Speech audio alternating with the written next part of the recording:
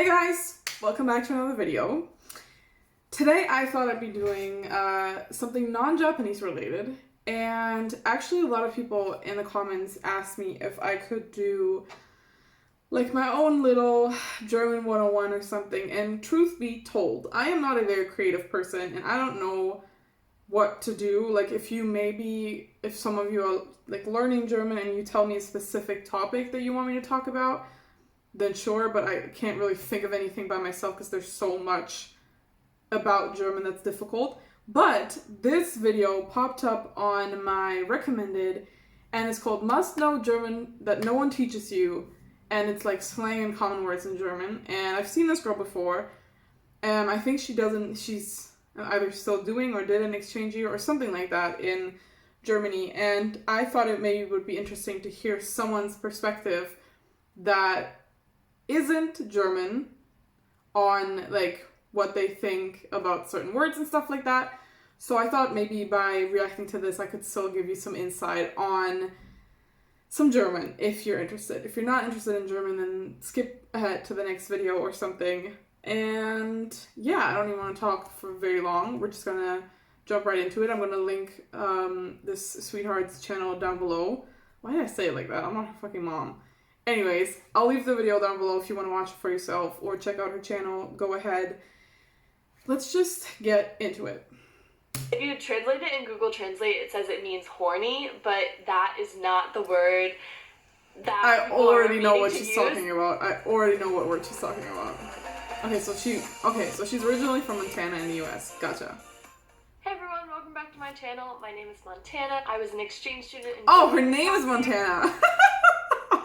Okay, so she was an exchange student. Okay. And now I enjoy making videos about Germany. Montana is like a city or a state. I want to start off by saying alles Gute zum. Today's video theme is the German words, or just all the German that no one really teaches you, but is very important and comes up a lot in the German language, especially if you're living there. So just I have way more confidence speaking on this, obviously, since I am German, than Japanese. Because with Japanese, I always have to make disclaimers about, like, I don't know if what I'm saying is 100% correct. I'm not Japanese. Obviously, I've never lived in Japan. But I am actually German, so at least I have confidence about this, I'm assuming. Certain words, phrases, I think I have, like, a name or two in there that you should know before going into Germany and before even visiting or living there, because you will hear it a lot. But you most likely won't learn these things in a formal classroom setting. So that's all I've got for today, and I hope you guys like this video. So the first one that I have that really tripped me up was nee. And instead of saying nine, sometimes people just say nee, and I think it's spelled N-E-E. I can have that here. This one is nee, because people will just respond. It's like a lazier version, or just like more informal version of saying nine, which is no. If I could compare it to American terms, it would be like nah, instead of saying no. I thought at first she was talking about n at the end of the sentence. So something like German people do a lot besides this is to get affirmation. I guess the English equivalent would be like saying right at the end of a sentence. So let's say you want to say, for example, I'm bad at coming up with examples, but let's say if you want to say in English, like, that's correct, right? You can in German say, das ist richtig, ne? Like, ne at the end is kind of just like a affirmation type of, to confirm something. So we use that a lot. And also, ne is also used as a short version of eine, which means one of something. So if you want to say, do you have a hat in German, would be, hast du eine Mütze? But it's difficult to articulate. So at least where I'm from the western part of Germany. I'm sure this is also dialect specific.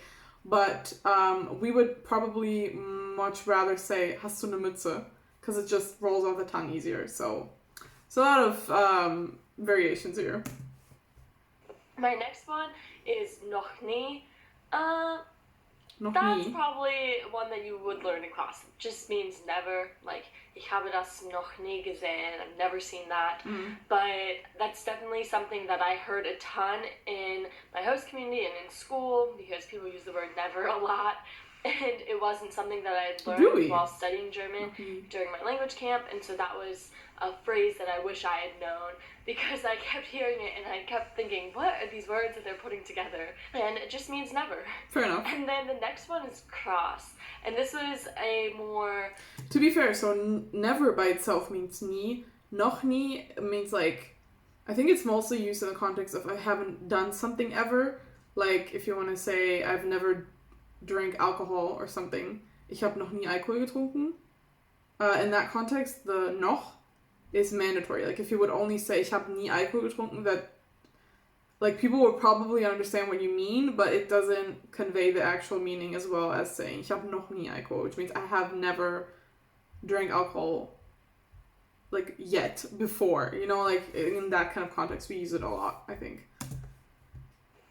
Young slang word. It just means kind of crazy. Wait, what? A more Krass. Oh, okay. Young slang word. It just means kind of crazy, or that's krass. It's hard to convert it to just one English word, but Fair. it just in general means crazy. And a lot of younger people use it. It's informal. It's not a formal essay word, but it is one that you hear kind of a lot. And then Krass, yeah. Like it can also mean like maybe the English equivalent would be like wild, like that's wild. You know, like wow, that's krass. Like can either mean, it can be used in different connotations. It can mean like wow, you're shocked by something, you're like damn, that's wild. Or it can mean like cool, shocking, amazing. You know, it's like a very, very context-based word. It depends on what situation you use it in. This one really tripped me up. So it's eigentlich. And it's like exactly, but people would throw it into the German words and phrases that I learned and that I studied the most. So when we learned German at this camp, it was like, woher kommst du? Oder wer bist du? Okay. Wie heißt du? I see and the then issue. We started getting Woher kommst into du our eigentlich? host communities, and people would throw in these little words into the sentence, and all of a sudden I'd be like, what are they saying? Yeah, that's fair. I understand why she felt thrown off by that. It's the same for me in foreign languages where like even one unknown word can make you super insecure because like, oh my god, does that mean something else now? German people do this a lot in questions, especially because they're like, okay, so woher kommst du eigentlich? She's right, it just means where are you from? But eigentlich is... to give you an example, I think this would be good to use in a situation where, let's say you and the person you're speaking to, you have been speaking for, doesn't have to be a long while, but you've had a conversation, and then you kind of want to bring it back and be like, wait a second, like, where are you from even? Like, that type of thing, you know? Like, eigentlich in questions is usually used in that context when you're like let's say you're saying your partner comes home and they're like, hey, I went grocery shopping, and then they tell you about like something else maybe, or like something that happened to them at the supermarket, and you listen to them, whatever, and then you want to be like, wait, what did you even buy like at the grocery store? Maybe even in that context would be a good translation, I don't know. Then in German you could say, was hast du eigentlich gekauft? So it's kind of a way to like throw it back to a point that you maybe mentioned in the beginning or haven't mentioned yet, and you're like, wait, I've been meaning to ask this. That type of stuff, you know, maybe that makes it a little clearer. And just ignore the eigentlich. Just fair. It doesn't change the word. actual meaning of the just question. know that they're asking. The next one is geil. If you translate it in Google Translate, it says it means horny, but that is not the word that people are meaning to use. Like, it has so many different meanings. It can mean cool, it can mean horny, it can mean many words. But when people are saying it in songs, they mainly mean like hot, like we're so hot, or cool. Yeah, geil, I've actually been asked about this by Japanese friends of mine that are like, wait, doesn't this mean horny? Why do y'all use it so much?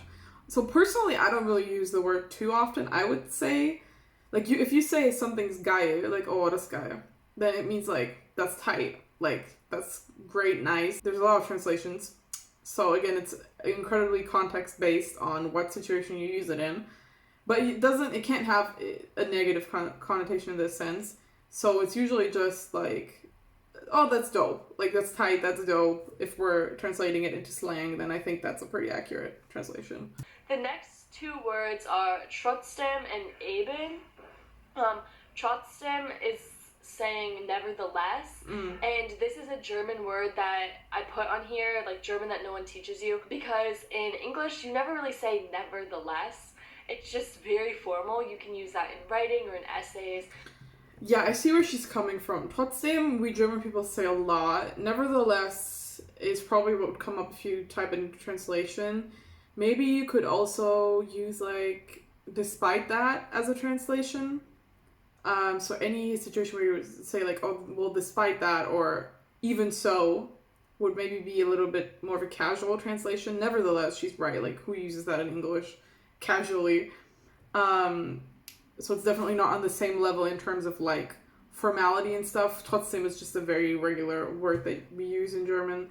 So, yeah, maybe something like despite that, even so, nevertheless, regardless, maybe, something like that. So, with trotzdem, actually, interestingly enough, you can use it on its own, like by itself, as a response to something. So let's say someone says something to you and you want to indicate that despite that, you still stand with your point. So let's say, let me think. I'm trying to give you like situational scenarios to maybe illustrate the point better. Let's say you're talking to a friend and that friend had a fight with her boyfriend or something. And her boyfriend was really mean to her, and you say something like, well, your boyfriend was being a dick. Like, that was not great of him for him to do that, or anything like that. And she would say something to try to argue against your point, and she would be like, yeah, but I did this and this, so maybe I deserve that. And in German, in that sense, you can say, ja, trotzdem, like, which would translate to, well, still. I guess you can say that in English as well, like, still.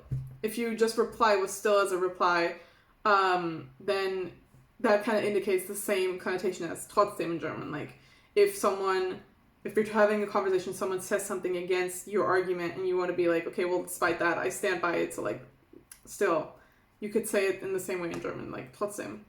So you can use it on its own as well. And then the next one that I have is a German last name. It's Schmidt. It's basically half of Germany's last name. Like, everyone has the last name Schmidt. And you will meet so many Schmidts because... That's not very accurate, I think. I get where she's coming from, but I've met like 2 people in my life that were called Schmidt as last names. It is a common, if you think of like stereotypical German last names, that would be one of them. Same with like Müller or Schneider or something like that. But there's actually not that many people who are called that. In Germany, there's a lot of immigrants, second generation immigrants, like children of immigrant families. So there's a shit ton. I will tell you, in my high school, if we were sitting in a class of like 30 people, maybe a third of those people were like actually German. So there's a lot of foreign people here in Germany. Well, they're not foreign anymore since they live here, but yeah, it's not that common. It's not in no way is it comparable to like Asian like countries with, for example, I think Korea is one of the biggest ones where every fucking third person is called either Kim, Pak, Yi. Like, there are super common names, and with super common, you mean super common. This is in no way comparable. Yes, you will hear it from time to time, and it is considered like a stereotypical German name, but it's in no way comparable. Like, it is possible to walk through Germany and be here and not meet a Schmidt in your life. I don't think that applies for like Korea with the last names, or even Japan. You'll probably come across very common ones like Tanaka or Shimada or Sato, or, you know, there's also a list of like very common Japanese names. I think in general, like, Asian countries are a little more common with that compared to Western countries. So yeah, it's the same, I guess, with English with like Smith. Like, it's considered like a stereotypical English name, but how many people do you actually know who are called Smith, you know? The next 3 that I have is Oide, Junge, and then Digga. And I don't say digga a lot because it makes me feel kind of uncomfortable just because of how it sounds in relationship to a American word. So I won't be saying that again. Is she talking about the N-word? I mean, I have never associated that with each other, but I guess. Oide, okay, so yeah, that is also dialect based. It's derived from alte, which means like old hag, basically. Junge and Digga, and also Bruder is something you will hear a shit ton. So personally, I use Bruder a lot, which literally translated just means brother, but it's basically just bro. Just saying bro in German, like yo bro, you would use it in the same places that you would use bro in English. And Digga and Junge are basically the same thing. So they're all male words. Junge literally translated means boy. Digga is, I don't think you can translate that, man. It's just like it just has the same connotations, like bro, bruh. Are there any other words like that in English, actually? There's a shit ton in German, like Bruder, Junge, Digga, Habibi. I don't know, man. There's a lot of, Bratan. Like, there's a lot of foreign-inspired words because, as I said, there's so many immigrants here, especially, like, Eastern European and, like, Turkish or Arabic words also find their way into our language a lot, so we're a very multicultural country, and influenced by a lot of stuff, so we have a lot of slang words like that, that you just can't really translate into English. It actually has no correlation to the American word that you're probably thinking of, and I would have never thought of that, but yeah, it has absolutely no connotation. I'm assuming she means the N-word. Into sentence and in teen vocab, they mainly just mean dude. So like dude. Or dude, yeah. Doing. And then the last one is that people just say psh instead of sh, which is funny because everyone in the US puts in the P. It's just sh in the US. And I thought that was funny. Yeah, I don't know why we do that. Maybe it's in other places, but it's mainly in Germany. Anyway, thank you so much for watching this. Okay, yeah. That was interesting. It's always interesting for me to see from like a foreigner's perspective what they pick up on in Germany when they're like doing exchange years or whatever, because you know I've been lived here all my life, so I can't pick up on this stuff obviously. So, yeah, let me know if maybe you want more German-related content. I honestly can't imagine because I find Germany so fucking boring, but if you do, let me know, and, yeah, go check out her channel, and I'll leave it in the description below, as I said. And thank you guys for watching. Let me know what kind of content you want me to make in the future, and I'll see you in the next video. Bye!